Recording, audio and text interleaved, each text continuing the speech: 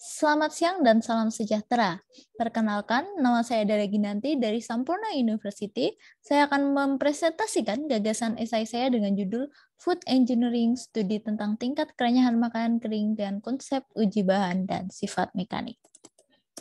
Baik, saya akan memulai presentasi kali ini dengan Sustainable Development Goals. Dokumen ini merefleksikan tujuan berkelanjutan dunia melalui 17 poin penting. Salah satunya yang akan kita bahas kali ini adalah Zero Hunger. Baik, makanan adalah bagian dari kebutuhan pokok manusia yang dikonsumsi untuk memenuhi nutrisi dan bertahan hidup. Namun mengesampingkan tentang nutrisi, inovasi pada makanan terus dievaluasi setiap tahunnya sebagai bentuk pelayanan kepada masyarakat. Manusia sering menyebutkan bahwa hal terpenting yang mempengaruhi kelezatan makanan adalah rasa. Namun, poin penting lain yang sering terlupakan adalah tekstur dari makanan itu sendiri. Kita ambil satu contoh, keripik kentang. Studi dari Food and Agriculture Organization atau FAO pada 2008 menyebutkan bahwa di antara banyaknya jenis camilan di dunia ini, keripik kentang adalah yang paling favorit. Camilan ini banyak diinovasikan, mulai dari dibentuknya gerigi untuk menambah sensasi crunchy, ada juga yang diberikan varian rasa, ada juga keripik extruded atau keripik yang diproses dari kentang yang dihaluskan menjadi adonan kemudian dibentuk menjadi kepingan.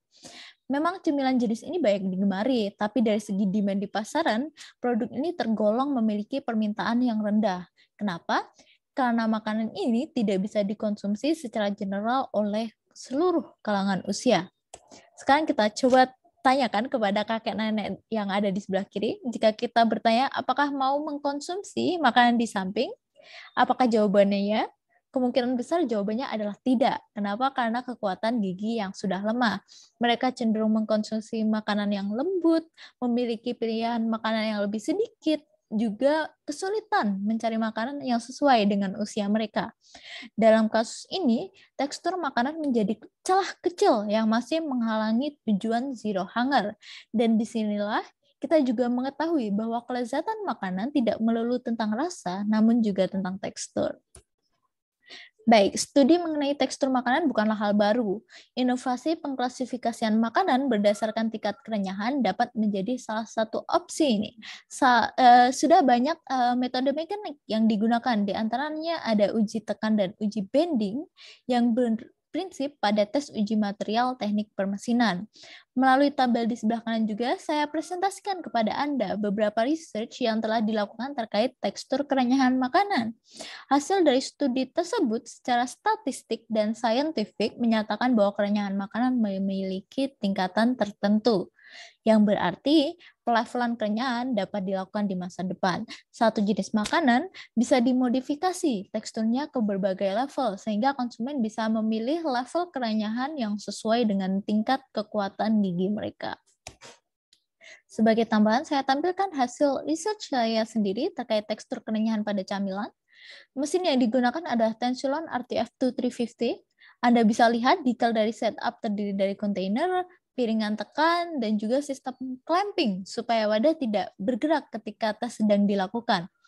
Parameter yang diukur sendiri ada energi regangan yang merepresentasikan total energi untuk meremuk spesimen, lalu juga ada gerigi dari grafik beban perpindahan yang memperlihatkan banyaknya patahan yang terjadi selama proses, lalu yang ketiga adalah gradien dari grafik tegangan-regangan yang mencerminkan maksud saya kekakuan atau kekuatan dari material itu sendiri.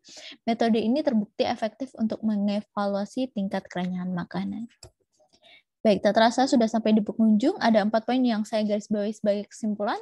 Yang pertama adalah metode pelevelan tekstur kerenyahan pada makanan dapat dilakukan dengan konsep uji material dan sifat mekanik. Lalu yang kedua ada inovasi yang bisa berdampak pada pertumbuhan sosial dan ekonomi di Indonesia. Yang ketiga ada selangkah lebih maju menuju zero hunger. Dan yang terakhir, ya, jika ketiga poin di atas kita kolaborasikan, kita juga bisa selangkah lebih maju menuju zero poverty. Sekian presentasi dari saya. Terima kasih atas atensi Anda. Tetap sehat dan semangat. Sampai jumpa di lain kesempatan.